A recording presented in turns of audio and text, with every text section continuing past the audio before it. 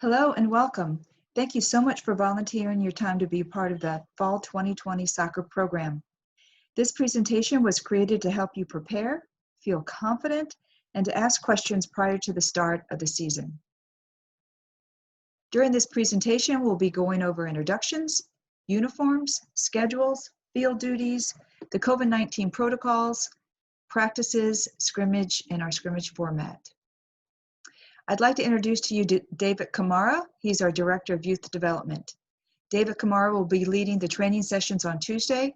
He has a rich history of developing players starting at this young age and taking them on to professional as well as collegiate levels.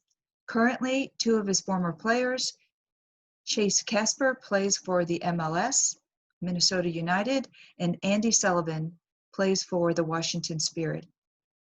In the center, we have Jesse Gore. Jesse is our administrator and finance manager. If you have any registration questions, you can contact Jesse. On the upper right-hand side is myself, Lula Bauer. I am the executive director of the club. In the middle is Vince Vergamini. Vince is the director of recreational soccer. And in the lower right-hand corner, we have Jennifer Deems. She is our director of marketing and PR. She is also our COVID coordinator. Not listed on this slide is Tanya Barrows. She is our Vice President of Uniform and Equipment. If you have any questions within these departments, I have listed their email addresses. Please feel free to reach out to them. Our player directors, Kristen Jekyll, this is her email address. She formed teams for the girls' first and second grade, and Jennifer Stroder for the boys' first and second grade. We'd like to thank them so much for their time in forming teams. If you have any questions about your roster, please make sure you reach out to either Christian or Jennifer. Training and weekend play will begin September 8th. We will begin our group training on September 8th, and our training and weekend scrimmages will begin September the 12th. Uniform and equipment. Uniform pickup will be on Friday, September 4th, 6 to 7:30 p.m. at this location. It's located behind the Walmart. Uniform and equipment bags will be provided, as well as a sanitization bag. You will have cones, pennies, jerseys, and balls. It will be a first come, first serve, grab and go in terms of colors. We ask that you please stay in your car throughout the process. We'll drop off the equipment either in your back seat or in your trunk. Uniform exchange. This is Tanya's email address. Inform her of your set. If you need to make any changes, indicate what size you're looking for, and please be specific. At the end of the season, you'll be getting an email in terms of uniform pickup. Just a little history about Lee Mount Vernon. Lee Mount Vernon is located in Fairfax County, as you all know. We are located in the Lee and the Mount Vernon district. There are 9 Title I free and reduced lunch programs in the Fairfax County. 6 of those are located in the Lee and the Mount Vernon district. In order to keep our costs down, Tanya has done an amazing job of recycling uniforms.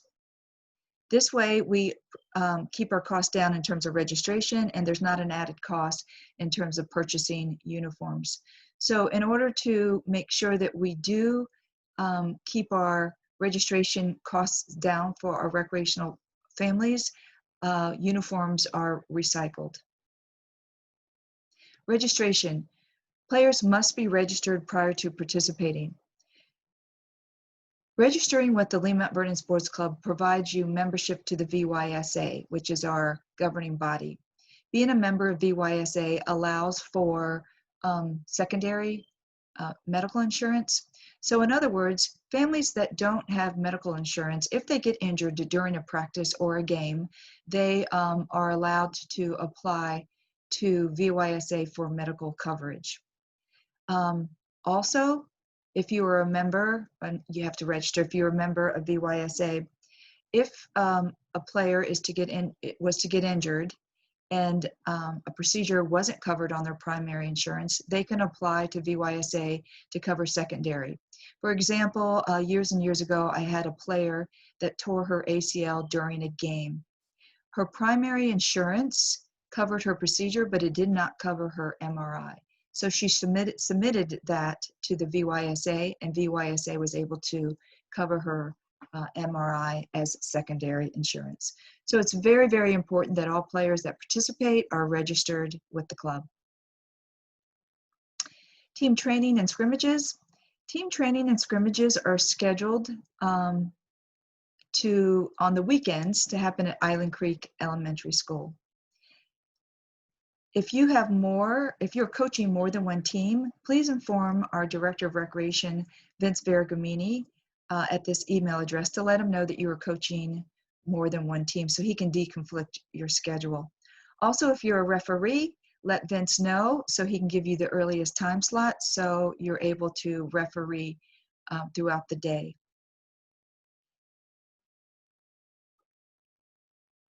Our scrimmage fields and training fields on the weekend will be at Island Creek. All directions can be found on our website.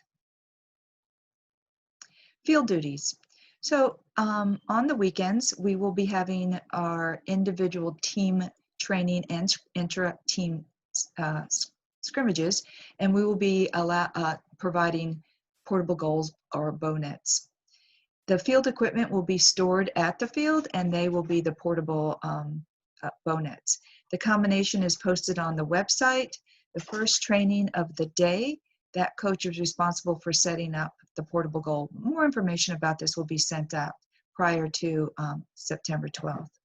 The last training scrimmage of the day, those teams are required to take down the bow nets and return them back to the containers. And I have a diagram of that I'll show you in just a minute. The club will communicate to the teams who has set up and take down by Wednesday of each week. Field duties, set up and take down. On the website, if you go to www.lmvsc.org and you go to Rec Soccer and then resources, you will see a link for fields and field duties. It's passcode protected, which is Fall Coaches 20, and it'll provide you the combination if you have not written it down for Island Creek. My recommendation is once you have the combination, just add it to your phone, and then once you're at the field, you can get the combination for the container that will house the bow nets. Coaching education, coaching resource is also on our website. If you go to Rec Soccer and then you go to resources, you will pull up at particular age groups, and you'll see those age groups, coaching resource. Under the coaching resource, you'll see tabs for those particular age groups, how children learn, their characteristics in terms of their development, cognitive development, physical development, and social development. It will help you understand how Coach David is managing the training sessions. There's also lesson plans there, but they're not COVID friendly, but they can be adapted. There is a parent meeting agenda, and also on that link is a sample welcome template that you can send out to your families once you receive your roster. If you have any questions about this, please don't hesitate to reach out to Coach Veracamini or Vince Veracamini, Director of Rec Soccer. So on Tuesday, training practices will be on Tuesday. We'll have them back to back. The first training session will take place at 5:45 to 6:45. So I'd like to go over that process with you. So here we have a diagram of how it's going to look in terms of its setup. We're going to have a number of teams at this particular training session, and the format will be Coach David Kamara, our Director of Youth Development, will be center. And then we will have the teams on the outside. We ask the coaches of each team position themselves between Coach David and your team. If you have an assistant coach, by all means, they are welcome to attend to help manage your group. So there is a term that we'll be using moving forward, and it's called player stations. Player stations are the orange circles here that represent cones or discs. In your equipment bag, you should have received 10 cones apiece. From what I understand, there are 8 players per roster, maybe 10, and that when you arrive to your Tuesday training session and your weekend training sessions, that you set out these player stations around your location. The player stations are cones. They should be 6 to 10 feet apart, and players will identify this as their player station when they arrive, where they can put their water bottles, their backpacks.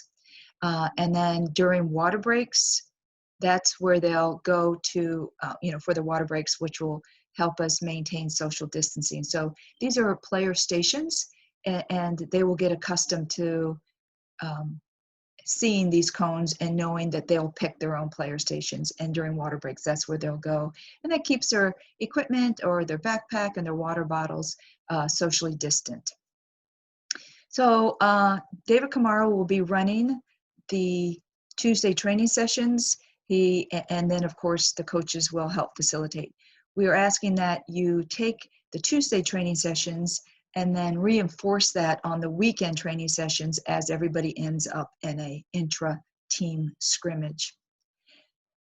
More about the format you'll see here. It has entrance only. CDC, county, and state guidelines is that all facilities have one entrance in and one exit out, and that way it prevents cross-contagion or cross-contamination. We will have that there as well.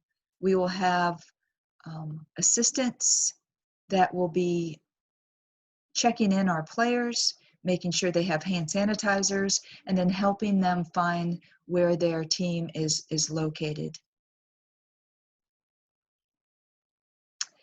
The second session will start at 7 to 8 o'clock.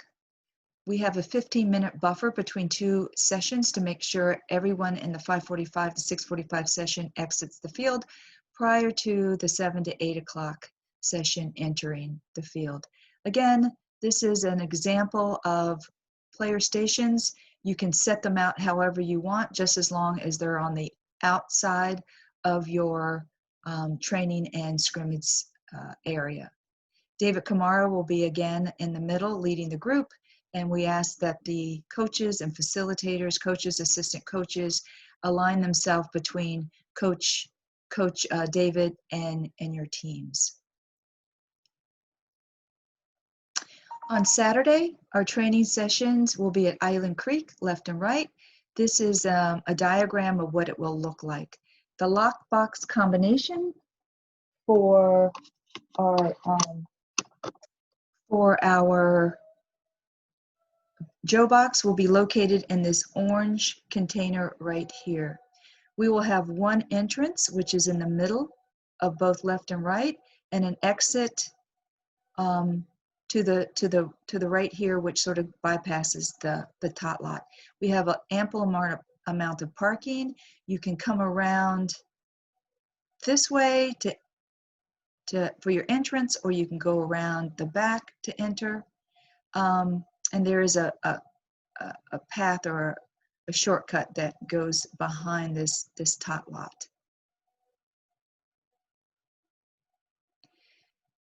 Here's sort of a system of play, and mind you, when you read it, was created for our kindergartners because they played 4v4 pre-COVID. I wanted just to throw this in here, so because the first and second graders are going to be playing 4v4. My recommendation is that if you have an assistant coach, when you go to scrimmaging, one coach sort of referees and coaches on one side of the, for one group of players, and then your assistant coach or a parent coaches, referees for the other group of parents. The arrows are basically, where they're sort of their positional play. But anyway, I thought I'd throw this in here just to give you an idea of this is the defensive, because this team is getting ready to kick off, so they're compressing just to give you a diagram of a visual for your scrimmages on the weekends. So referees, there aren't any referees. We're asking coaches to step in. When I coached D1 in the fall, D1 girls, I found that stepping in, the coaches both stepped in, for each team stepped in, and not so much were we referees, but more we were instructional coaches to help them understand. And it really was helpful in getting them to understand to use the width of the field, to spread out, not to herd around the ball. So that's my recommendation, and I'm sure that Coach David will provide you with these tips as well. We have a thunder and lightning protocol, and basically the thunder and lightning protocol is when you see lightning or hear thunder, everybody has to clear the field for 30 minutes. As you are clearing the fields and waiting your 30 minutes, if you hear thunder and see lightning again, it's an additional 30 minutes. Usually, typically at this age group, first and second graders, the parents stay at the practice, stay at the training, so you don't have to worry about not having the players leave and get in the car with their parents. Typically, in the age groups that I coach, my players are either driving or they're dropped off by the parents, and that's a little bit more of a difficult task.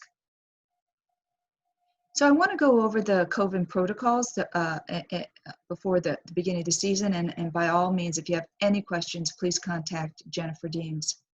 So due to the COVID-19, we are implementing guidelines to allow us to return to a safe return to play. These guidelines are guidelines from the CDC, our county and state government, as well as our governing body, VYSA. They are updated. The updated guidelines are located on our website. We're asking that each team have at least one COVID parent to handle check-in on the weekends. On the weekdays, Tuesdays, we will provide check-in personnel for all the teams. Scrimmage sizes have been reduced. Spectators will be required to social distance. So COVID protocol for parents. Again, all teams will need to find one volunteer for COVID check-in. LMVSC will be providing every team with a Google form, every team's COVID parent, that will be sent out to for the teams, and then they'll be getting a Excel spreadsheet to identify each player has filled out the COVID pre-screening. The COVID pre-screening is going to be used for coaches and players, and basically it is a yes or no answer if you've been exposed to anybody with symptoms or if they're having symptoms themselves, and then it's certainly a COVID waiver. If for any reason a family does not or has forgotten to go and click on the Google link to fill out the COVID waiver, there will be, or COVID's pre-screening, there'll be hard copies at the field so the parents can fill those out prior to attending practice and or a scrimmage.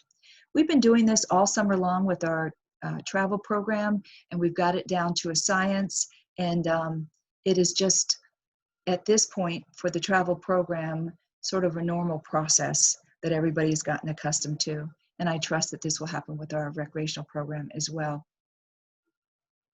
For the players will need to wear their masks to and from the fields, as will the parents. They do not need to wear a mask during training.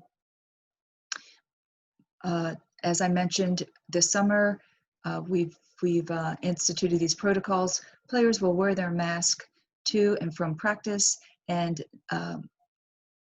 none of our players at this point have been wearing masks during training. However, if they feel more comfortable, parents feel more comfortable that they wear their mask during training, that's absolutely acceptable. But they do not have to wear masks during playing and training. The pre-screening forms will be filled out electronically. I mentioned that in the previous slide. When on the sidelines or at breaks, players should avoid physical contact. We have created, as I mentioned, player stations, so that won't take place. They go straight to their player station where they lay down their backpacks and their water bottles. Players are not permitted to handle cones. So at the end of the practice, coaches, and I'll talk about the disinfectant bag, are the only ones that are allowed to lay down the cones and pick up the cones. Players are not allowed to handle any equipment. Cones are sprayed with the disinfectant. There's no sharing of pennies. So once you provide a player with a penny, that player is to wear that penny for the remainder of the practice, i.e. scrimmage. And after the training session and or scrimmage, they're to take off their pennies and lay them down, and coaches are to take them home and wash them prior to the next training session.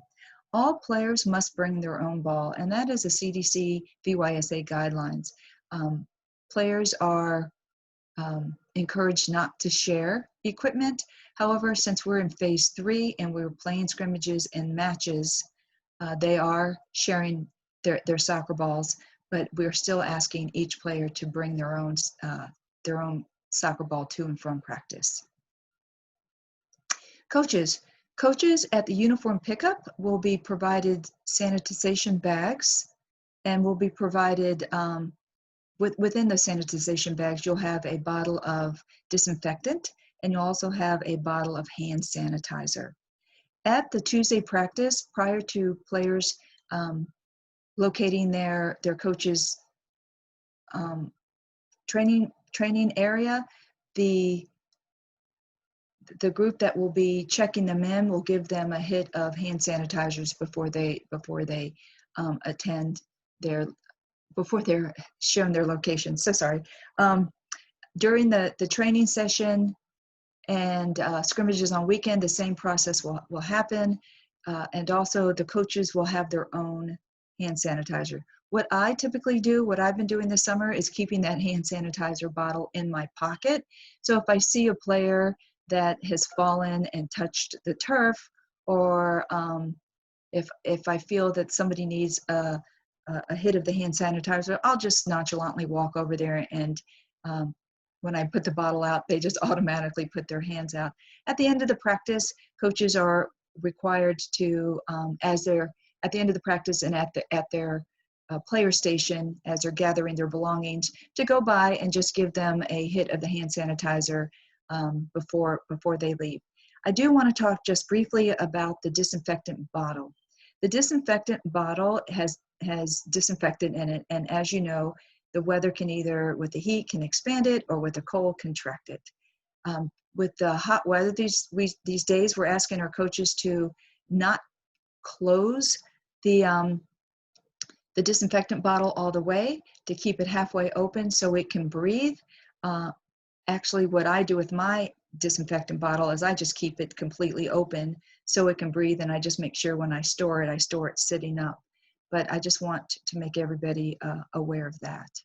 Coaches will also be pre-screened prior to training, as well as practices on the weekend. And again, we've been doing this all summer long, and it's become just sort of standard operation. Coaches' education material, as I mentioned, can be found on the website. If you need any guidance or assistance or have any questions, please reach out to Coach David Kamara, our Director of Youth Development. As I said, he's got a rich history of developing players at this young age group as they develop and move on to collegiate or professional play. Please use him as a resource. Spectators. Spectators will be required to wear masks to and from the fields. Spectators will be asked to social distance at scrimmages and training. While the state allows 250 people per gathering per facility, we're avoiding this kind of large gathering. We're respectfully asking, whenever possible, spectators are to keep to a minimum. A recording of these protocols will be sent to our families prior to the start of the season. We're not asking our coaches to be COVID police. We're asking you to focus on the players, the guidelines, and player development. I know as a coach, it's very hard for me to separate the two as I'm at my coaching. I coach twice a week, mainly because my background is in nursing. And when I see this, I can't help but to walk over to the players and say, come on, guys, we need to social distance. But hopefully the players will comply, and the spectators will comply as well.